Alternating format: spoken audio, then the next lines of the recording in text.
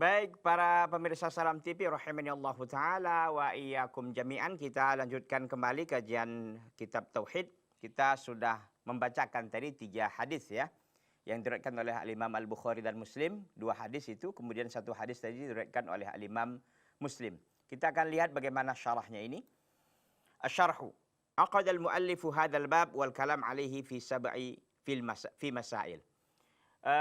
Al-muallif menyimpulkan ya, muallif ini tentu Muhammad ibn Abdul Wahhab rahimahullah.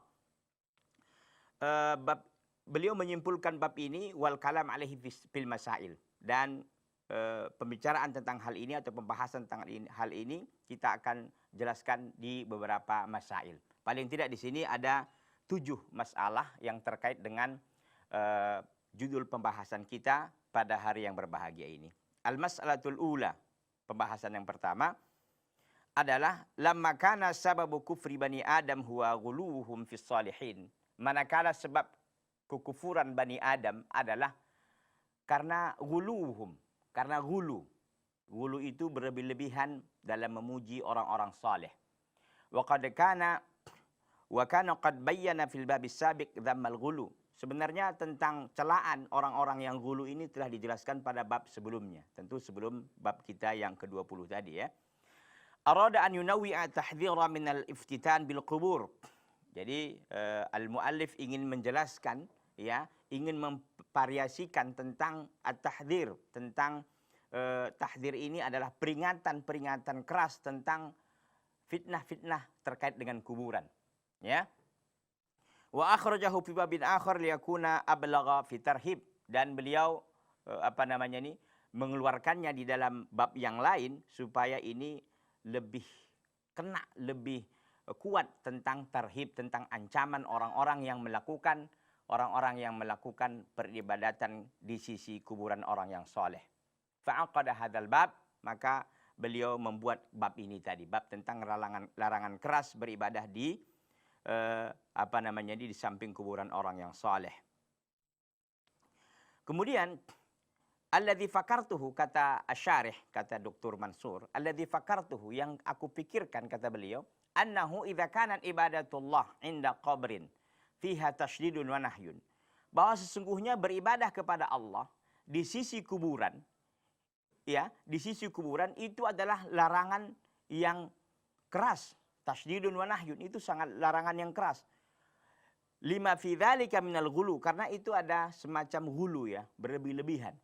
Fama baluka biman ya'budu nafsa sahibil qabri wa yad'uhu la syakka annahu a'dham.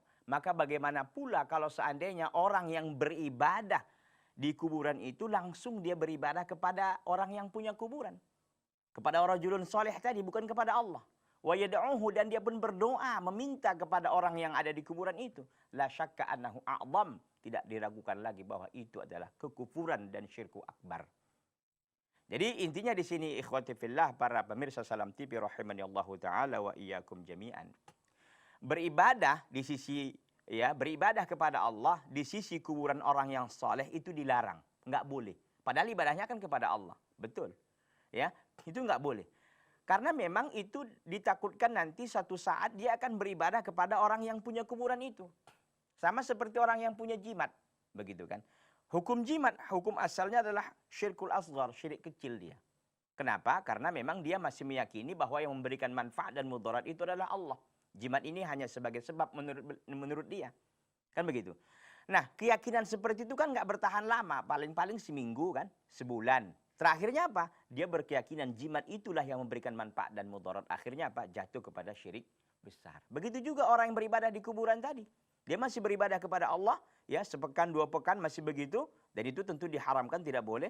Tapi pada akhirnya pekan ketiga dia sudah meminta kepada orang yang di dalam kuburan itu, bukan lagi kepada Allah SWT. Kenapa? Karena memang syaitan bekerja 24 jam, tidak pernah libur dan tidak pernah absen. Ya, baik, kita lanjutkan para pemirsa Salam TV yang berbahagia pada saat ini tentunya dimanapun Anda berada.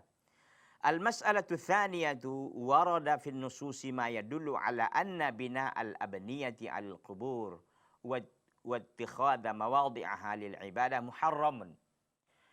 Dan telah jelas di dalam nas-nas tadi, tentu hadis-hadis yang kita bacakan tadi, itu menunjukkan bahwa membangun bangunan di atas kuburan dan menjadikan tempatnya itu untuk ibadah muharramun, itu diharamkan. Ya. Wa huwa sani'u syirarul khalqi, dan itu adalah perbuatan orang-orang yang paling buruk. Adalah perbuatan makhluk yang paling buruk. Ya. Wa qad ja'a syar'u bin nahyi an dzalik, dan syariat telah datang dengan larangan yang keras. Saddan lidzari'ati ta'dhimiha, karena itu sebagai bentuk preventif, pencegahan, ya, lidzari'ati ta'dhimiha, sebagai bentuk preventif agar apa ya, tidak terjadinya celah-celah mengagungkan kepada apa? Kepada kuburan itu, ya. Allati tusilu ila syirki biha wa ibadatiha, yang bisa menyampaikan atau yang bisa membawa ini kepada kesyirikan besar dan akhirnya pun membawa kepada mengibadahi orang yang ada di kuburan tersebut. Jadi nggak boleh, ya, nggak boleh kita membangun sesuatu apapun di kuburan, ya, yang tujuannya itu adalah untuk apa? Untuk tempat ibadah. Membangun saja pun sebenarnya tidak boleh membangun kuburan itu kan, apalagi memang tujuannya itu untuk ibadah di situ, walaupun kepada Allah, itu tidak boleh. Karena itu menjadi sarana nantinya untuk dia beribadah kepada yang punya kuburan, bukan lagi kepada Allah. Dan itu tentu sudah jelas itu adalah syirkul akbar, syirik besar yang mengeluarkan pelakunya dari Islam tentunya, dan itu berbahaya sekali, naudzubillahi min dzalik. Wa qad saqa al-musannifu mustadillan li hadzal ma'na thalathata ahadits, dan musannif, ya, pengarang kitab ini, kitab tauhid ini tentunya, itu membawakan, ya, 3 hadis yang menunjukkan makna tentang larangan keras kepada orang-orang yang beribadah di kuburan orang yang soleh tersebut. Hadis Aisyah yang pertama adalah hadis Aisyah. Kan 3 hadis tadi disampaikan, ya, 3 hadis. Yang pertama adalah hadis Aisyah radhiyallahu taala anha fi sahihaini, dalam Bukhari dan Muslim. Fi dzikril kanisah allati ra'atha Ummu Salamah, ya, tentang gereja yang disebutkan oleh, yang dilihat oleh Ummu Salamah, tentang gereja yang dilihat oleh Ummu Salamah di mana? Bi ardil Habasyah, di negeri Habasyah atau sekarang Ethiopia, ya. Wa wasafatha bi annaha kana fiha tasawirin li unasin, dan Ummu Salamah memberikan atau menjelaskan bahwa di dalamnya itu ada patung-patung, ya, patung-patung yang diletakkan di dalam gereja tersebut.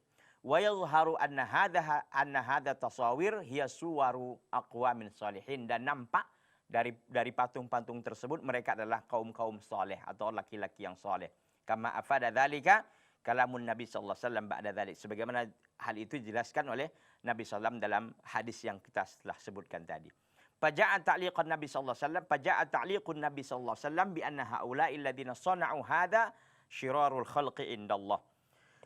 Maka Nabi SAW memberikan komentarnya, ya, terkait mereka-mereka yang melakukan itu, mereka itu adalah syirarul khalqi indallah, manusia yang paling buruk di sisi Allah.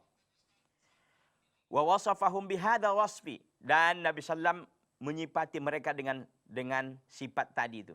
Yaqtadi tahrima fi'lihim, itu menunjukkan bahwa mereka adalah perbuatan mereka itu diharamkan. Bal sayati fil haditsil akhar, bahkan nanti akan ada hadis yang lain menjelaskan la'natullah 'alal yahudi wan nasara, itu laknat Allah kepada orang-orang Yahudi dan Nasara. Wa hadza saddun lidzari'ati syirki, semuanya ini adalah sebagai bentuk apa?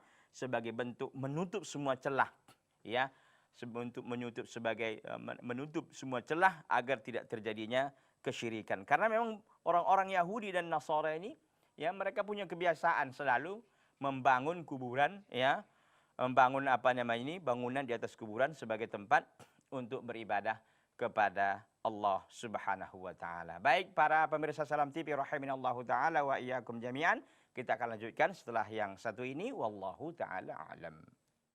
Iya, sahabat muslim, bisa sekali kita telah mendengarkan keterangan dari Ustadz Abdul Rashid bahwasanya kenapa dilarang beribadah di samping kuburan orang yang soleh, karena ini merupakan salah satu contohnya hulu, dan perbuatan hulu bisa menjatuhkan kita kepada perbuatan syirik, naudzubillah min dzalik. Dan kita akan lanjutkan nanti kembali kajian kitab tauhid setelah pesan-pesan berikut ini.